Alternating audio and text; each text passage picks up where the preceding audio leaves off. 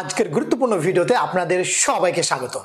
আজকে আমি কথা বলবো এফইউপি নিয়ে, অর্থাৎ ফাপ নিয়ে।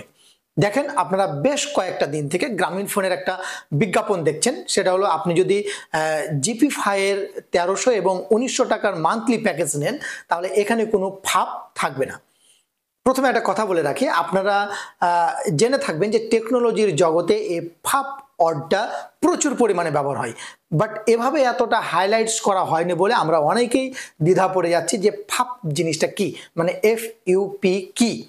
আপনি এই ভিডিওটা একটু মনোযোগ সহকারে দেখবেন। আশা করছি এরপর থেকে আপনাকে আর কাউকে জিজ্ঞেস করতে হবে না যে এফইউপি মানে ফাপ জিনিসটা কি।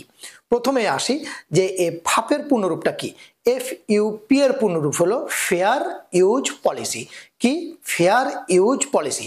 খেয়াল করেন, এখানে একটা পলিসি বলে একটা ওয়ার্ড আছে, আর পলিসি মানেই বুঝি যে এখানে কোনো একটা শর্ত টর্ত থাকে, তাই না?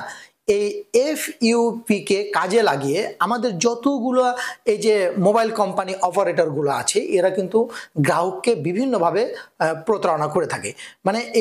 মানে প্রতারণা করার একটা নতুন ফাঁদ ছিল, মানে একটা খুবই সিক্রেট এবং হিডেন ফাঁদ, মানে ছিল পদ্ধতি ছিল, সেটা হলো ফাপ, এফইউপি।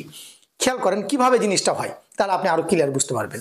আচ্ছা, এখন কিন্তু আমরা একটা ওয়ার্ড প্রচুর পরিমাণে জানি, সেটা হলো আনলিমিটেড ইন্টারনেট বা লিমিটলেস ইন্টারনেট বা আনলিমিটেড মেয়াদ বা আনলিমিটেড আপনি কথা বলতে পারবেন, তাই না? এরকম একটা অফার কিন্তু আমাদেরকে প্রায় দেয়। আর যখন আমরা এরকম একটা অফার পাই, তখন কিন্তু আমরা সেই অফারটা নিয়ে নিই।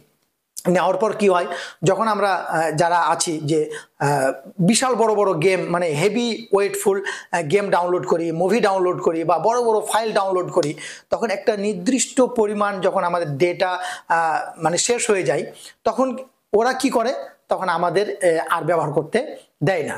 আমি যদিও 1 মাসের জন্য একটা প্যাকেজ নিয়েছি, মনে করেন 20 দিন পর আমার একটা নির্দিষ্ট এমবি ইউজ করা হয়ে গেছে, তখন আমাদেরকে বলে যে আপনার লিমিট শেষ।